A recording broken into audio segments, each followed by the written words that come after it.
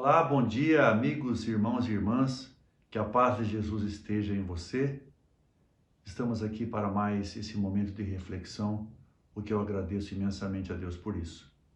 E eu tenho pensado muito a respeito dos dons e dos talentos com os quais as pessoas são agraciadas. Por exemplo, veja esta maravilha, essa obra de Michelangelo e a Pietà. Ela foi concluída em 1499. Uma obra realmente perfeita. Mas as Pietás não começaram a ser confeccionadas a partir desta por Michelangelo. Elas apareceram no século XIII na Alemanha e de lá proliferaram por toda a Europa. Elas buscam proporcionar ao cristão aquele poder místico de participar daquele momento mágico, daquele momento sublime do abraço da mãe em seu filho morto, no caso a Virgem Maria e seu filho Jesus. O que também remete ao sofrimento, à preocupação, aos cuidados que uma mãe tem com os seus filhos. Você viu aqui alguns exemplos das pietás no decorrer dos anos, as maneiras que elas foram representadas em pinturas, esculturas e por aí vai. Mas a Pietà de Michelangelo tem detalhes interessantes. Ela foi terminada quando ele tinha apenas 23 anos, o que o forçou a esculpir no peito da Virgem uma faixa com os dizeres, e eu vou ler para vocês. Michael Angelus Buonarrotus, Florente, Faciepe. Isso traduzindo quer dizer Michelangelo, o florentino, ou aquele que veio de Florença, fez, porque ninguém iria acreditar que um jovem de 23 anos tivesse o dom, o talento de fazer algo tão bonito. Michelangelo, além de escultor, ele foi poeta, pintor e também arquiteto.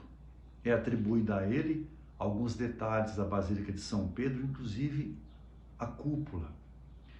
Depois de terminar a Pietà, ele voltou para Florença e lá ele foi incumbido de fazer uma estátua que ninguém estava conseguindo fazer. As pessoas abandonavam, os artistas não terminavam. E ele, ao contrário de muitos artistas da época que aceitavam encomendas, as pessoas, os nobres, os poderosos diziam: faça uma pintura minha dessa forma ou uma escultura daquela forma. Ele não quis fazer como os outros estavam tentando fazer, que era retratar Davi vitorioso sobre o Golias. Ele fez este Davi diferente. Momentos antes da batalha, com as narinas dilatadas, olhar firme, enfim, ele estava alerta e preparado para a batalha. A funda já estava sobre o seu ombro esquerdo. Essa estátua foi colocada em praça pública em Florença, e a decisão disso coube a vários artistas famosos da época, dentre eles Leonardo da Vinci. A única exigência é que a estátua, o olhar de Davi, estivesse voltado para onde era a direção de Roma. Hoje ela repousa, após passar por vários lugares, em um museu. Michelangelo também fez várias pinturas, muitas pinturas profanas e muitas sacras também, como você está vendo, como a expulsão de Adão e Eva do paraíso, Jesus como juiz e também até uma Sagrada Família. Ele, em 1512, ele foi chamado a Roma de novo para pintar o teto da Capela Sistina. E em 1541, lá voltou para pintar o juízo final. É dele também o detalhe maravilhoso da criação de Adão que está no teto da Capela Sistina. E nós vemos uma pessoa assim, como Michelangelo, e ficamos pensando: que dons são esses? Que talentos são esses? Mas é preciso, antes de mais nada, diferenciarmos o que é talento de dons. O talento é aquilo que já nasce com você, já vem geneticamente e que você pode ou não desenvolver no decorrer de sua vida. Dessa maneira, nós encontramos pessoas com talentos adormecidos em si, que não foram desenvolvidos, o que é uma pena e verdadeiramente um desperdício. Vale aqui também lembrar a célebre parábola dos talentos, na qual o patrão deu ao servo 5 talentos, que é uma moeda da época, para outro deu 2 e para outro deu 1.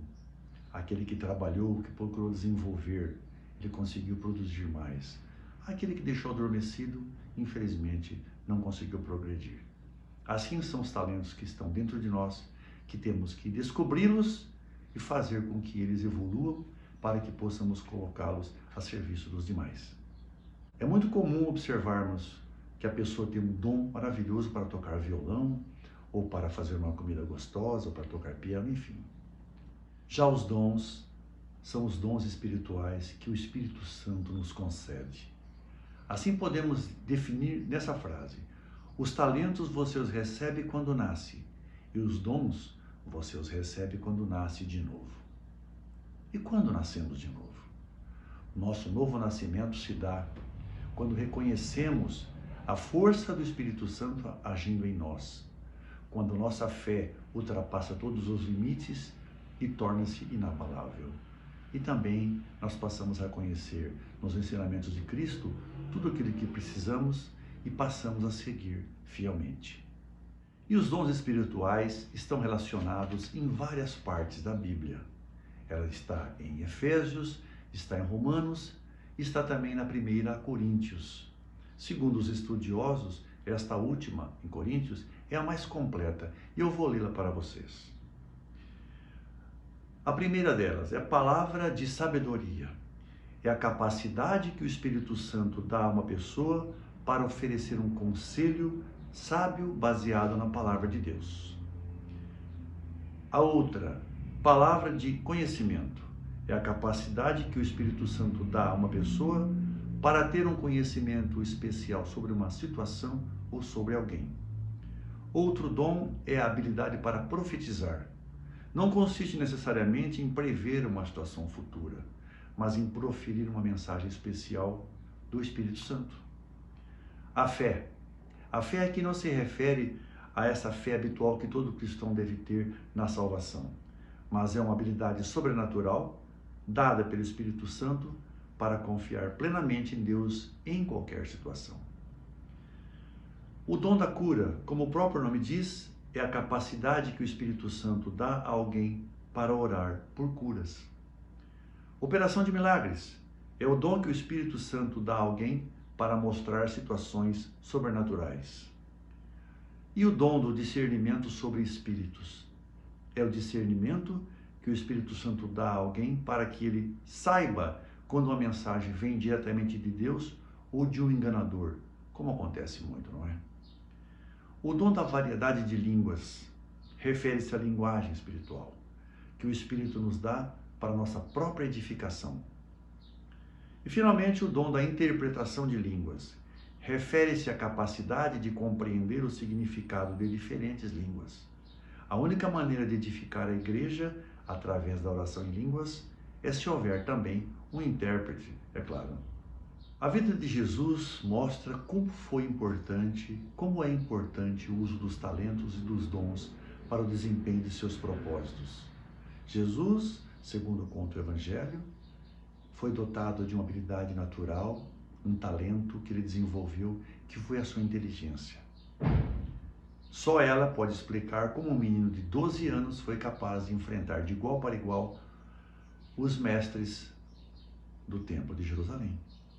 E também foi essa mesma inteligência que ele usou para elaborar maravilhosas parábolas e conseguir os ensinamentos que ele passou a seus seguidores durante a sua vida.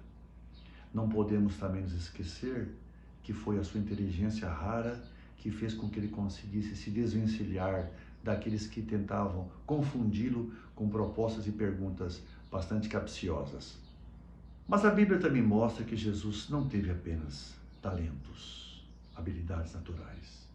Ele foi agraciado com muitos dons espirituais, explicados e demonstrados através de curas, fazendo com que paralíticos andassem, cegos enxergassem, leprosos fossem purificados e até mortos ressuscitassem.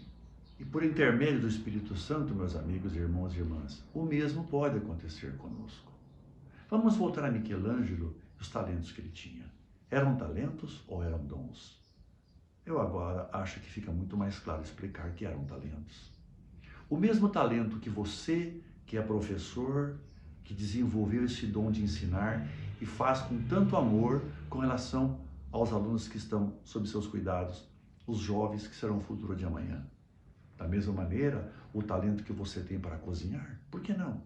Não é preciso ser um artista dessa magnitude para ter seus talentos reconhecidos. Eu usei apenas Michelangelo como exemplo, como poderia ter usado qualquer outro exemplo. Uma pessoa talentosa qualquer, como nós vemos à nossa volta a todo instante. O importante é que o seu talento seja usado para o bem, para o propósito de Deus.